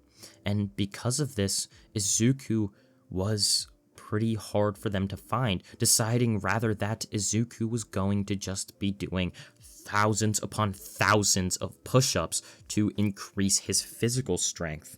This was the best option that they could come up with, not really sure of what Izuku could do. And so, with that, Izuku continuing to train, doing push-ups into the night, before all of a sudden, his nose would start to pick up a funny smell. This can't be right, Izuku would say, before finally he would realize it. This was burning. Something was burning. He would look up, seeing smoke emitting through the air and blue flames scattered across the forest training camp. Dabi, right at the epicenter of the fire, holding a tree trunk, spreading his blue cremation flames across the entire forest. Izuku, seeing this, would race out of where he was, running towards the main area, yelling that they were under attack. The villains had found them. And from here, Izuku would continue running around until trying to warn all of his classmates until he would make it to the cliffside, where he would see a young Koda completely cornered against the edge of the cliff by Muscular. Izuku, seeing this, would yell for Muscular to let Koda go, but of course he wouldn't. He would laugh, looking towards Izuku, laughing at him like, "Oh, you really think you could defeat me? Your muscles are impressive, kid, I'll give you that," before growing his muscles even more, "but mine are better." Looking towards Izuku, before Izuku would begin smiling, pulling out his katana, he would race forward, Muscular slamming a fist into Izuku's side, but it would barely do anything. Izuku jumping back, slicing off a couple of Muscular's fingers as he would yell out in pain, holding up his now two-fingered left hand. "Ugh, you'll pay for that, kid. I tell you what, you'll pay for it," he says out loud, gritting anger through his teeth, jumping towards Izuku once again. He would go, trying to slam his fist into him, but this time, Izuku would go and cut it all off with a swift flick of his wrist, cutting Muscular's hand off before diving the inverted spear of heaven right through Muscular's heart, pushing his body off of the cliffside. As he would fall down, the trees scraping his body, he would land down to the ground with a splat as Izuku would grab hold of Koda. "It's okay, Koda," he would say, grabbing hold and putting him on his back, as the two of them would then race off back to the main part of the training camp. From there, however, Izuku would hear that they had captured Katsuki Bakugo. He would look on confused. "They captured Bakugo? How could this be?" he would say, shocked, before looking towards Aizawa. What are we gonna do?" He would say, with Aizawa shrugging his shoulders. "We have nothing to do right now. This is the best we have. We just have to go around and rescue as many of your fellow classmates as we can." and that is what they would do, running around the forced training camp, rescuing classmate after classmate.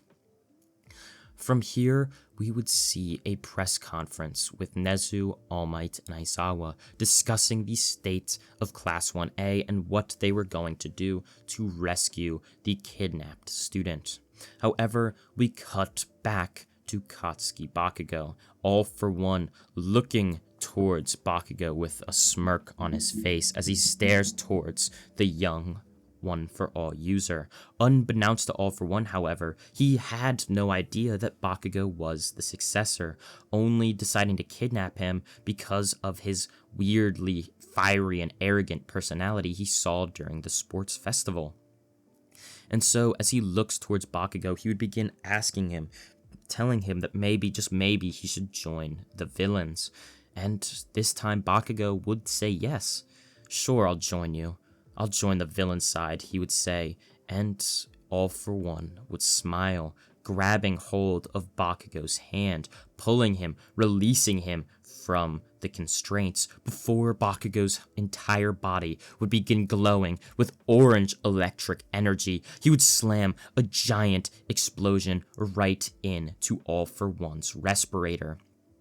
Breathing heavily, he would yell out, "Dang it," he would say, gritting through his teeth before Bakugo would try and escape. And right as he would go, Dabi would grab hold of his fist, holding him back, pulling him back into the bar. But it was too late. Mount Lady and Kamui Woods would slam their corks right into the bar, grabbing hold of Bakugo in the process.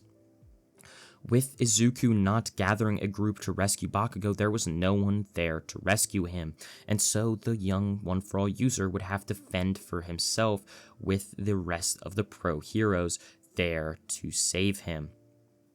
And so we would see all of the Kamino incident beginning to unfold. All for One weakened, his helmet destroyed. He would begin gasping for breaths, gasping for air, before All Might would appear, beginning to fight All for One. Fist after fist would begin connecting as All for One would send out electric static, barreling towards All Might, trying and trying to get him to die, trying to kill him, but each attack wouldn't work. Although Bakugo had hit him during the final exams in his weak spot, All Might never fought the Nomu, and because of that, he wasn't weakened. In fact, he was quite still powerful, and with All for One not having his respirator, over time, quickly, he would be overpowered, as All Might would slam another fist right into All for One's skull, knocking him out. All Might would stand triumphantly over the body, smiling, looking up towards the news helicopter, pointing in the air. "Villainy never prevails," he would say, yelling out to the camera. Everyone shocked, seeing the injured All for One, but right as All Might was going to put cork-canceling handcuffs on him, Dabi would jump in, yelling out, "No!" Of course, being the new successor of All for One, he couldn't have his master be taken, especially not before the grand reveal to Endeavor. And so he would send out a giant torrent of blue flames, blocking All Might from All for One's body, blocking him right as Kurogiri would go, creating a portal under all of them, teleporting them off to an unnamed location. From that, we would see all of the students beginning and going through their regular hero classes and learning, much like the original timeline. The joint training arc would go pretty much the same. They'd all get their hero licenses easily, especially Izuku, not having to get a quirk usage license. All he had to do was get a hero license, which allowed him to hurt villains. It was extremely easy for him. However, there was always something on the back burner. They couldn't help but fear that something was getting worse and worse. Because All for One had managed to escape, They were building an army. All for One sitting atop a throne, sitting as Dabi would now be in an incubation chamber, incubating, becoming stronger and stronger, just like Shigaraki had. And this time, however, Dabi being stronger and more physically competent than Shigaraki, he would be ready. The final war was now upon us. As all of the students preparing, All Might, of course, would make it known that All for One wasn't going to disappear anytime soon, and in fact, he had to be ready. In fact, all of UA had to be ready, and so most of their training would go on to be getting stronger. The forest training camp was a cakewalk. It was easy compared to what All Might had all of them doing. Over and over again, they would have to train their quirks until failure. They never knew when exactly they would have to use them. However, finally they would get the upper hand. A leaked location from one of the villains would find out that Dabi was in a warehouse. Although this is exactly what All for One wanted. He wanted the heroes to meet Dabi in this warehouse, to meet him there and spark a war. And so as the heroes begin preparing, all of a sudden they would rush in, racing towards the warehouse, slamming in just like they had before. This time, though, we would see All Might there, jumping through, having not extinguished all of his flames just yet. He would jump through, slamming in, but right as Dabi would smile, goopy gray portals would appear. It was an ambush. All of them looking on in shock as Gigantomachia would appear, along with Toga, Spinner, even Twice, all of them appearing out of nowhere. But before any of this could occur, Dabi would smile, his hair now white, sending out a giant torrent of flames right towards All Might. Burning, singeing deep into his skin, causing him to yell out in pain.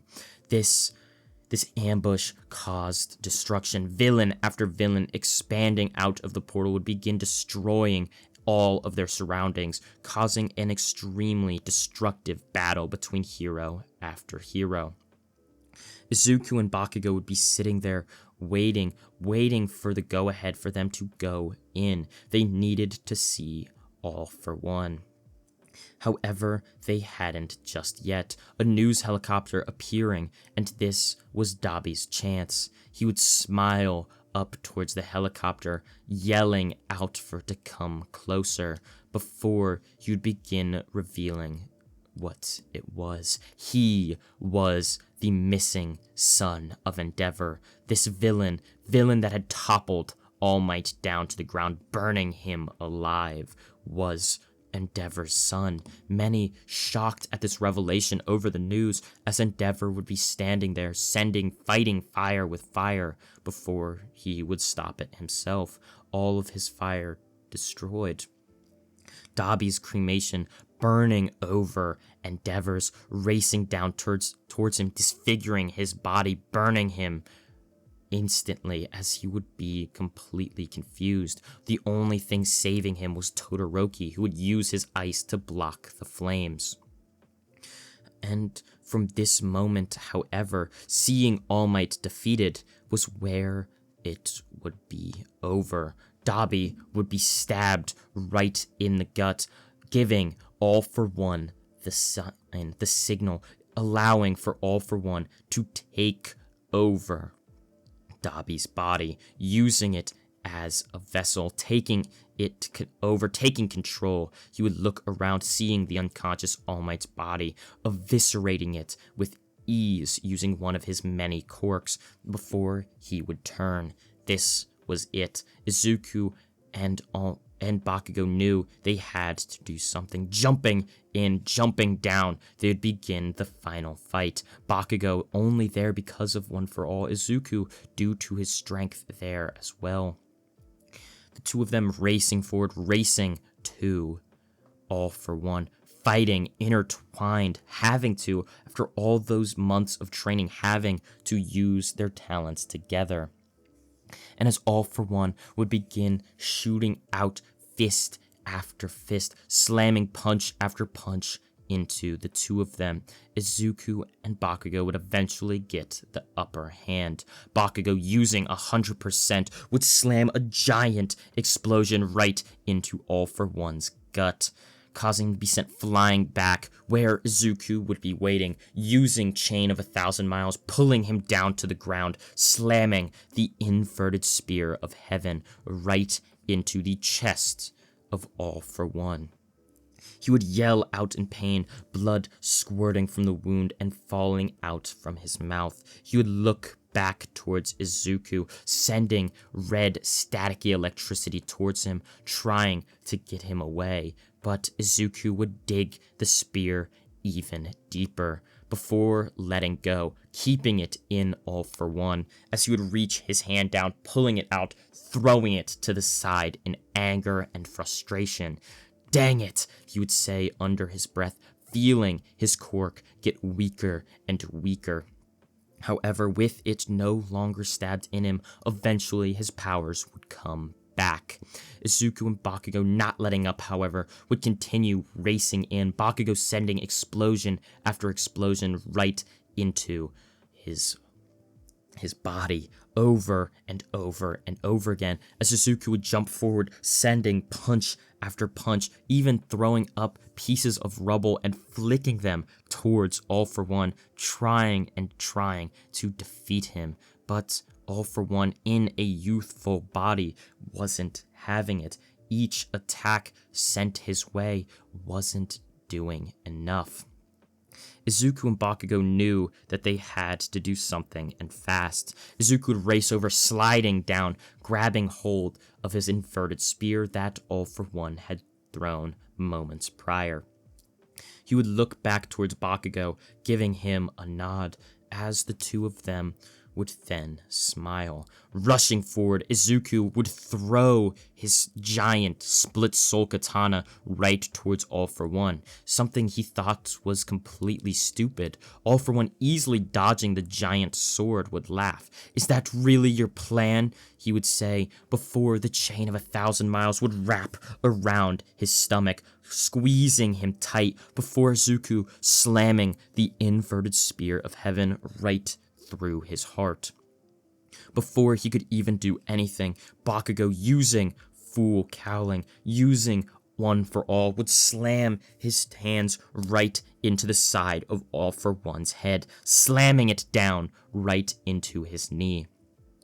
All for One would choke up, not able to do anything now, completely feeling his quirks weakening, not able to remove the inverted spear of heaven due to the Chain of 1,000 Miles, as this would continue happening, draining his power, before Izuku would pick up the split soul katana. "I'm ending this, once and for all."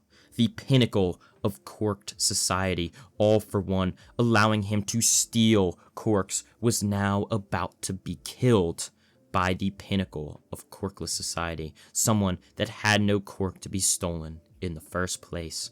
And as Izuku walked forward, he would slash off the head of All for One, as it would fly off, falling to the ground with a thump.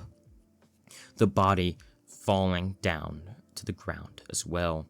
Izuku looking up towards the news helicopter. Although what he had just done was against hero code, it had to be done. And as he looked up, he would smile. Although it may not look like it, he would say, "I am quirkless, and I, along with my friend Bakugo, have defeated this villain, this powerful villain that rivaled the likes of All Might. Quirkless me. If you're quirkless out there, Don't let it get to you. You can be like me. He would say this as the final battle would come to an end. From here, we would cut forward years in the future, seeing the future of all our beloved hero friends, finding out exactly what becomes of Izuku and Bakugo. Izuku becoming the #1 hero as a quirkless person, with the embers of One for All fading and leaving Bakugo's body due to All for One being dead. That would leave him with just his explosion quirk, and because of that, he wouldn't be nearly as powerful, falling to right around where he is in canon My Hero Academia at about the 5th spot, the #5 hero. Todoroki, although unseen for most of the story, would find himself slotted in at either the #2 or 3 position, while Izuku, our heavenly restricted friend here, would become that fabled #1 hero that he had always wanted to be. And that is where What If Deku Was Toji Fushiguro comes to an end.